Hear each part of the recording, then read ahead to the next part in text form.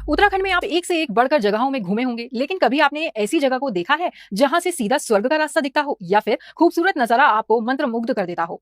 अगर नहीं तो चलिए हम आपको बताते हैं एक ऐसे गांव के बारे में जो अब भारत का आखिरी गांव नहीं बल्कि भारत के पहले गांव के नाम से जाना जाएगा। जी हाँ, हम बात कर रहे हैं हिमालय में बद्रीनाथ से 3 किलोमीटर आगे समुद्र तल से 18,000 फुट की ऊंचाई पर बसे माणा गांव की। दरअसल माणा गांव भारत का आखिरी गांव कहलाया जाता था। फिर एक कार्यक्रम के दौरान यहाँ प्रधानमंत्री नरेंद्र मोदी ने इस गांव को पहले गांव की संज्ञा दे दी है।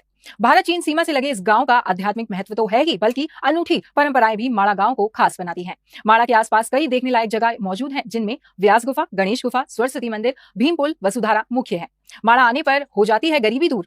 ऐसा भी माना जाता है कि यहाँ आने वाले हर व्यक्ति की गरीबी दूर हो जाती है। माना जाता है कि इस गांव को भगवान शिव का विशेष आशीर्वाद मिला हुआ है कि जो भी यहाँ आएगा उसकी गरीबी दूर हो जाएगी। दरअसल माणा गांव में माणिक शाह नाम का एक व्यापारी रहता था। माणिक शाह बहुत बड़ा शिव भक्त था। एक बार गांव में लुटेरे पहुंचे और माणिक शाह को लूट लिया। यही नहीं, लुटेरों ने माणिक शाह की गर्दन काट डाली। माणिक शाह इतना बड़ा शिव भक्त था कि गर्दन काटने के बाद भी उसका सिर शिव नाम का जाप करता रहा। माणिक शाह की ऐसी भक्ति देख भगवान शिव स्वयं प्रकट हुए और माणिक के शरीर पर वराह यानी सुअर का सिर जोड़ दिया और उसे जिंदा कर दिया। साथ ही उसकी भक्ति से खुश होकर ये वरदान भी दिया कि जो भी माणा गांव आएगा उसकी गरीबी तो दूर होगी ही, साथ ही वो अमीर भी हो जाएगा। उस दिन से माणा गांव में शिव के रूप मणिभद्र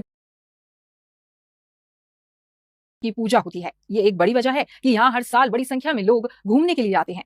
माणा गांव से लगे कई ऐतिहासिक दर्शनीय स्थल भी हैं, जिसमें गणेश गुफा और व्यास गुफा काफी मशहूर है। व्यास गुफा की बात करें तो इसके बारे में कहा जाता है कि यहीं पर वेद व्यास ने पुराणों की रचना की थी और वेदों को 4 भागों में बांटा था। व्यास गुफा गणेश गुफा से बड़ी है।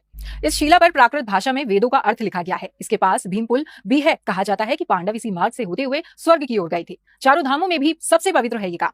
माणा करीब 19,000 फीट की ऊंचाई पर स्थित है। मान्यता है कि इस गांव का नाम मणिभद्र देव के नाम पर माणा पड़ा था। पौराणिक मान्यताओं के अनुसार ये भारत का एकमात्र ऐसा गांव है जो धरती पर मौजूद चारों धामों से भी पवित्र माना जाता है। इस गांव को शाप मुक्त और पाप मुक्त भी माना जाता है। अगर सर्दी की बात करें तो इस गांव में कड़ाके की सर्दी होती है। 6 महीने यहाँ बर्फ रहती है। यहाँ की पर्वत चोटियां बिल्कुल खड़ी और खुशक है।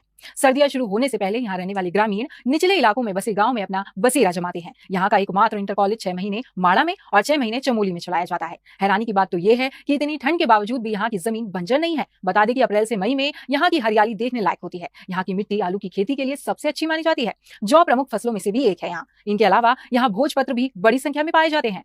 यहाँ पाई जाती है बहुमूल्य जड़ी बूटियां। हिमालय क्षेत्र में मिलने वाली अचूक जड़ी बूटियों के लिए भी माणा गांव बहुत प्रसिद्ध है।